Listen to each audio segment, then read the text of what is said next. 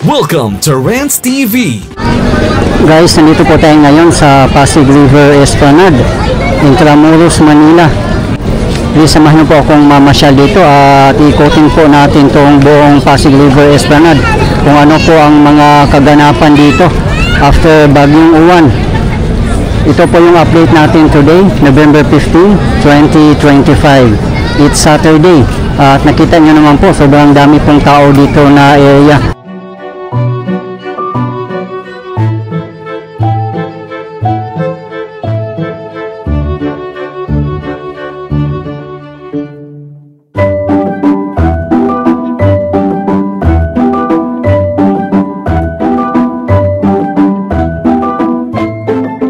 Time check, 5:40 PM local time. Dumagsa na po ang mga tao, grabe, dami.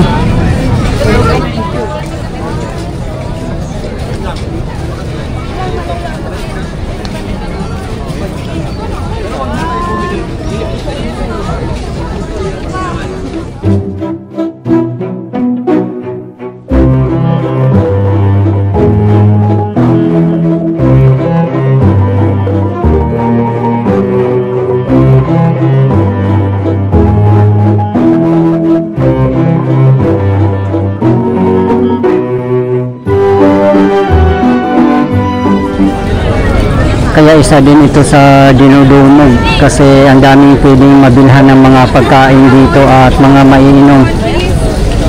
Pag may mga pagkain po talaga, dudumugin po ng mga tao.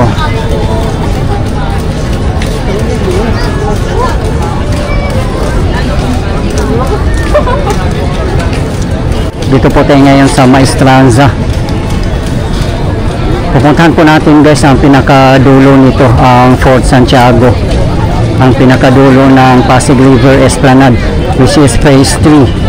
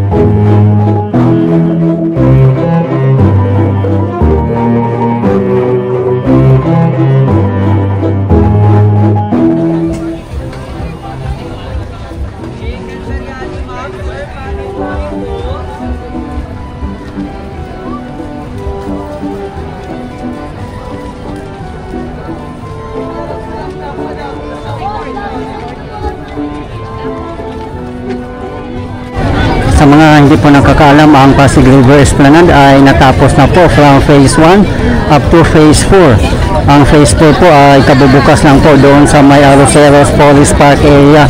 Pupunta din po tayo guys pagkatapos po natin dito. Ipapakita ko lang po sa inyo dito ang pinakadulo dito sa may side ng Fort Santiago. Matagal na rin po akong hindi nakarating dito na side. Yan, dami na rin po palang makakainan dito guys. Oh, doon sa may bandang dulo meron na rin po pala. Mas lalo pa po itong dudumugin kasi mag-December na po.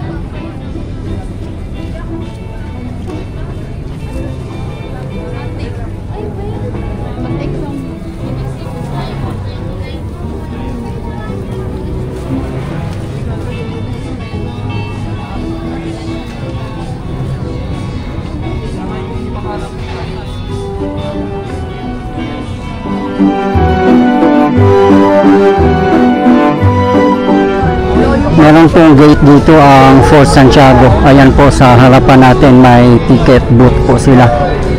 Sa mga hindi po nakakalam, ang entrance fee para sa mga regular visitors ay 75 pesos at 50 pesos naman po para sa mga students, PWDs and senior citizen. At wala pong bayad mamasyal dito sa Pasig River Esplanade. Doon lang po sa bandang unahan ang pinakadulo. So dito po ang phase 3. Yan po sa tapat natin ang Binondo.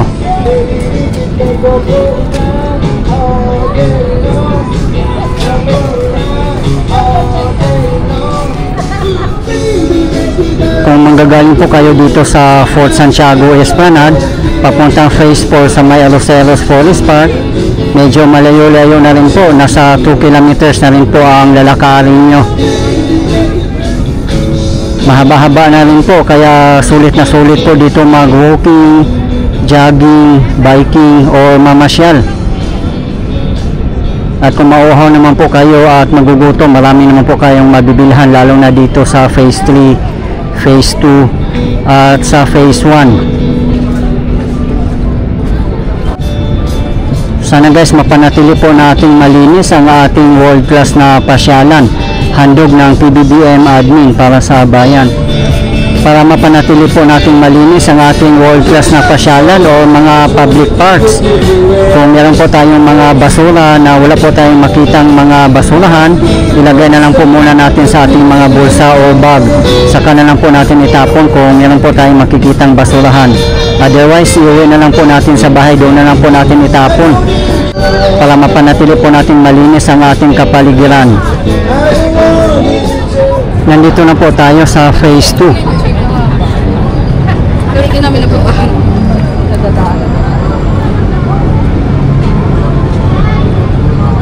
Dito po tayo sa ground level. Yan po ang upper level or viewing deck.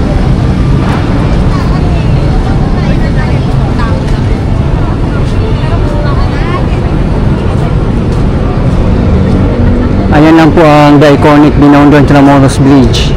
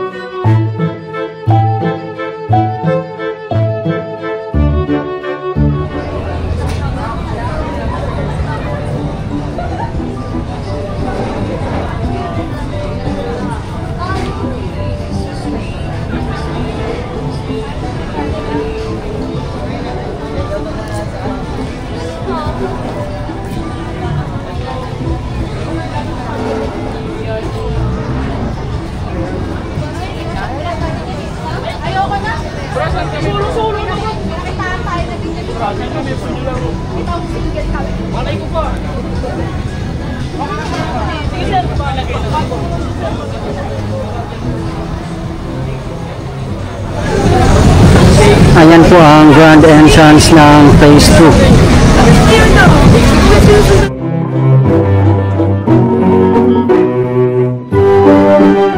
Ito po yung colorful fountain dito. Yan naman po ang kumukuti-kutitap na Jones Bridge. Meron po silang light show. Kaso lang wala pong music.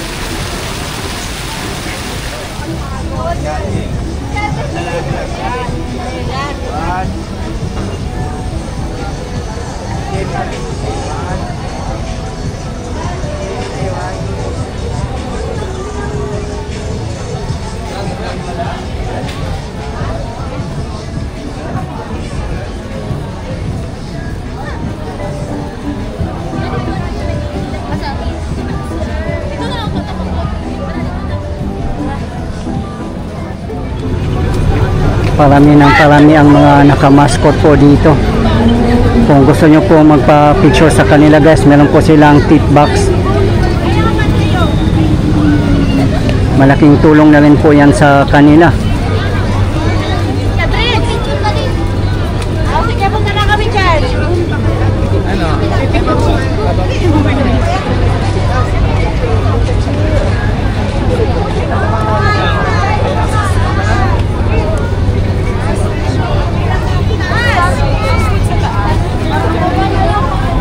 Ayan lang po ang grand stairs papuntang viewing deck. Marami din pong mabibilihan ng mga pagkain dyan at maiinom.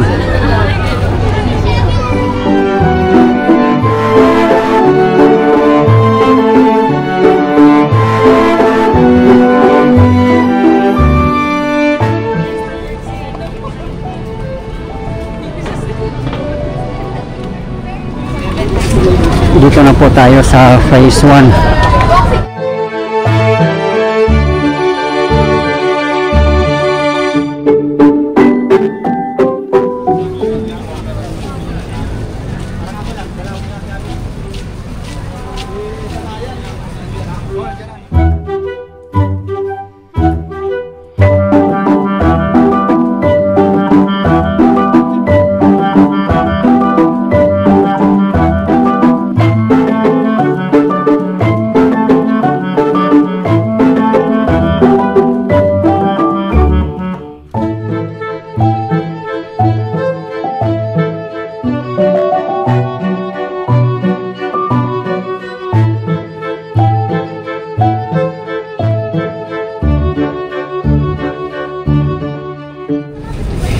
Ayan lang po ang post office building. Nandito na po tayo sa likod.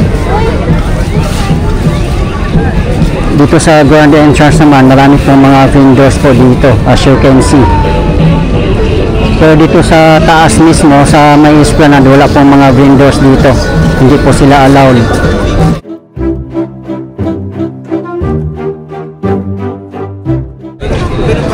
Guys, kung mamasyal po kayo dito, lalo na kung may dala po kayong maliliit na bata, kailangan bantayan nyo pong mabuti. Kasi delikado, baka lumusot po sila. Ayan, katulad po niyan, wala pong railings. Baka malaglag po sila sa ilog.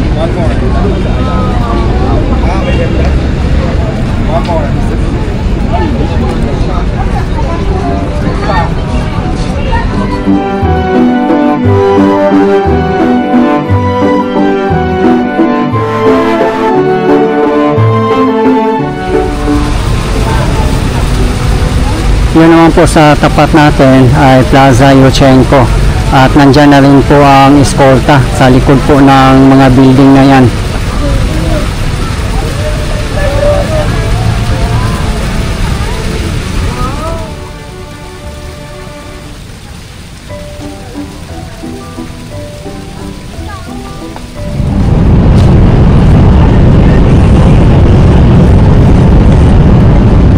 Ayan po ay LRT1 bound for Dr. Santos in Sucat, Parañaque City. Sa mga hindi po nakakalam, ang pinakamalapit na LRT1 station ay Central Terminal. Walking distance lang po. Napakalapit lang po kung lalakarin. Yung post office building naman po na nasunog, hanggang ngayon po ay hindi pa rin po siya nare-restore. At wala pa po tayong idea guys kung kailan po ito sisimulang i-restore. Dito na po tayo sa phase 4. Ang kasunod po ng phase 1, dyan sa may likod ng post office building, ay phase 4. Ito na po. Diretso na po ito papuntang Arroceros Forest Park. Pupunta din po tayo doon guys para makita din po natin kung ano ang kaganapan doon.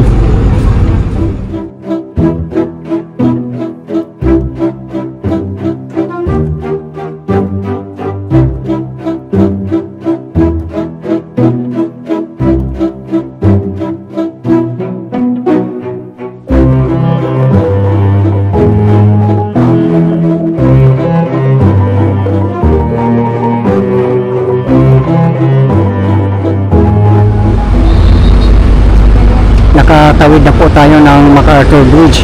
Mas maganda po dito na side, gumagana pa po ang LED light dito. Doon kasi sa kabilang side hindi na po gumagana.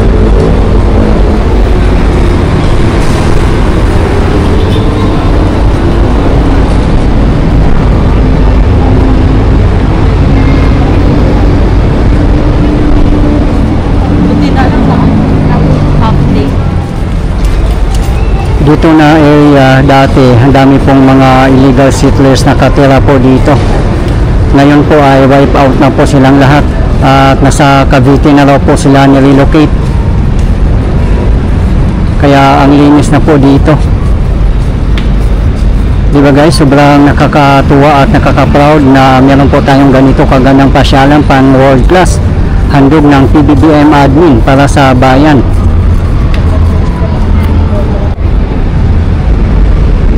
Ayan lang po sa tapat natin ang Fiati University.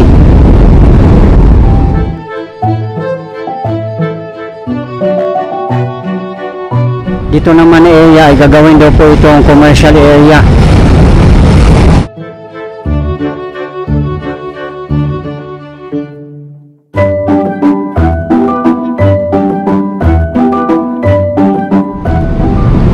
Ayan na po ang Lawton Pasig River Ferry Station.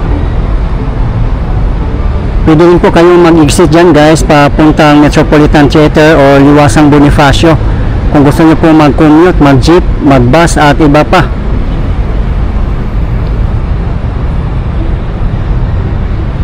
Sa ngayon, ang Lawton Pasig River Ferry Station ay hindi pa siya operational. Siguro ito po ang gagawin nilang daungan. Nakita nyo po dito ay parang temporary lang na railing.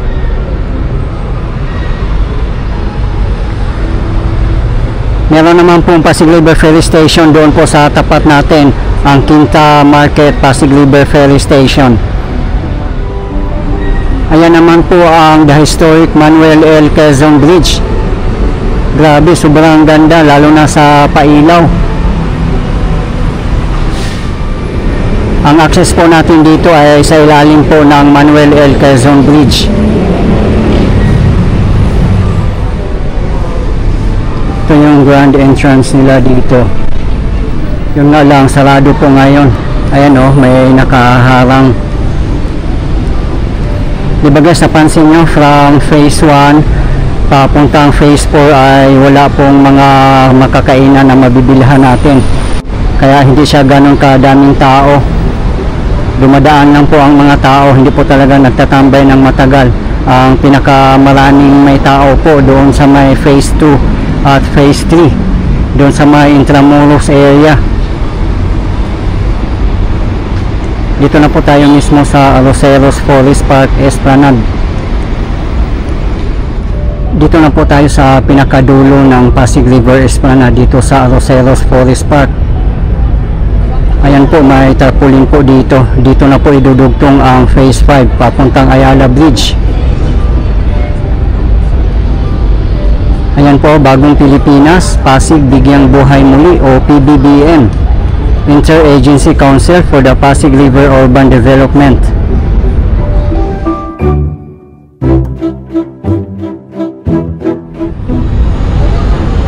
Sobrang ganda rin po mamasyal dyan sa may Arroceros Forest Park. At wala pong bayad mamasyal yan guys, sa mga hindi po nakakaalam. Paglabas po natin dito, nandyan na po mismo ang Central Terminal ng LRT1. Marami din po makakainan dyan sa may labasan lang po. At extended na rin po ang timing dito sa Arroceros Forest Park up to 12 midnight na po.